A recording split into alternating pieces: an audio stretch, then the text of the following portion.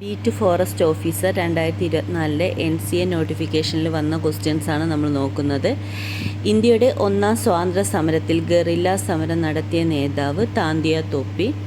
പുരാതന കാലത്ത് കേരളവുമായി യവനന്മാർക്കും റോമന്മാർക്കും ഉണ്ടായിരുന്ന വാണിജ്യ ബന്ധത്തിൻ്റെ ശക്തമായ തെളിവുകൾ ഉത്ഖനനത്തിലൂടെ ലഭിച്ച പ്രദേശം പട്ടണം. ഈ രണ്ട് ക്വസ്റ്റ്യൻസ് നമുക്കറിയാവുന്നതാണ്. മൂന്നാമത്തെ, ഇന്ത്യയിലെ ഭാഷാടിസ്ഥാനത്തിൽ രൂപം കൊണ്ട ആദ്യ സംസ്ഥാനം ഏത്?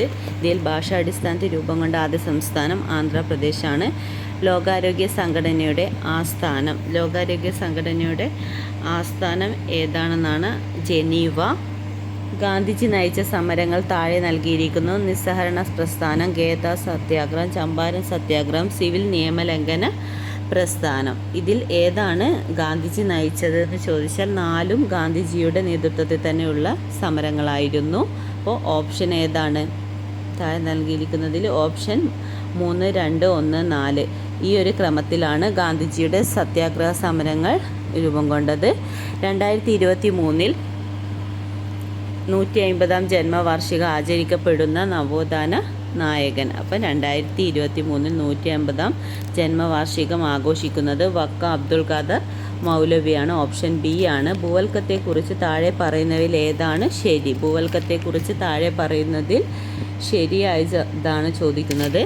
ഭൂവൽക്കത്തെക്കുറിച്ച് താഴെ പറയുന്നതിൽ ഓപ്ഷൻ ബി ആണ് വരുന്നത്. 1ഉം 2ഉം ആണ്. ഭൂമിയുടെ ഏറ്റവും പുറമേയുള്ള ശിലാനിർമ്മിതമായ കട്ടിയുള്ള ഭാഗമാണിത് ഭൂവൽക്കം എന്ന് പറയുന്നത്.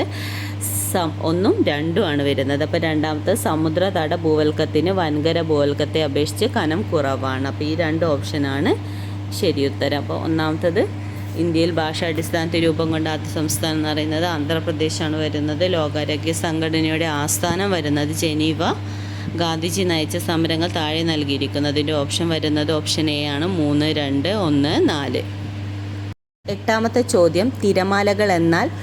ഓപ്ഷൻ ബി ആണ് ശരിയുത്തരം. 1, 3. ജലത്തിൻ്റെ ചലനവും ചന്ദ്രൻ്റെയും സൂര്യൻ്റെയും ഗുരുത്വാകർഷണ ബലം മൂലം സമുദ്രജലത്തിലുണ്ടാകുന്ന ചലനം. ഈ ഓപ്ഷനാണ് ശരിയുത്തരം. താഴെ കൊടുത്തിരിക്കുന്നവയിൽ ഇന്ത്യൻ തീരസമതലങ്ങളെക്കുറിച്ച് തെറ്റായ സൂചന കണ്ടെത്തുക.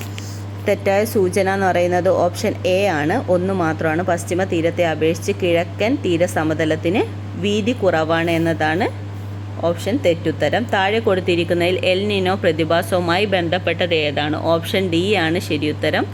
1, 2, 4. മധ്യരേഖ വായു ചംക്രമണത്തെ തടസ്സപ്പെടുത്തുന്നു. സമുദ്രജല ബാഷ്പീകരണം ക്രമരഹിതമാകുന്നു. പിന്നെ 4ാമത്തെ ഓപ്ഷനാണ് വരുന്നത്. കാലാവസ്ഥാ മാറ്റത്തിന് ഇതൊരു കാരണമാകുന്നില്ല. 11ാമത്തെ ചോദ്യം, ഇന്ത്യയിലെ ഒരു പ്രധാന ഭൗമ താപോർജ ഉൽപ്പാദന കേന്ദ്രമാണ്? 11ാമത്തെ ഓപ്ഷൻ ബി ആണ് വരുന്നത്. 1ഉം 2ഉം ആണ്. പുക താഴ്വരയും മണികരനുമാണ്. 2023 ഡിസംബറിൽ ചെന്നൈയിലുണ്ടായ വെള്ളപ്പൊക്കത്തിന് കാരണമായ ചുഴലിക്കാറ്റ്. അപ്പോൾ ചുഴലിക്കാറ്റിൻ്റെ പേരാണ് മിഷോങ് ആണ്. ഓപ്ഷൻ സി ആണ് വരുന്നത്, മിഷോങ്.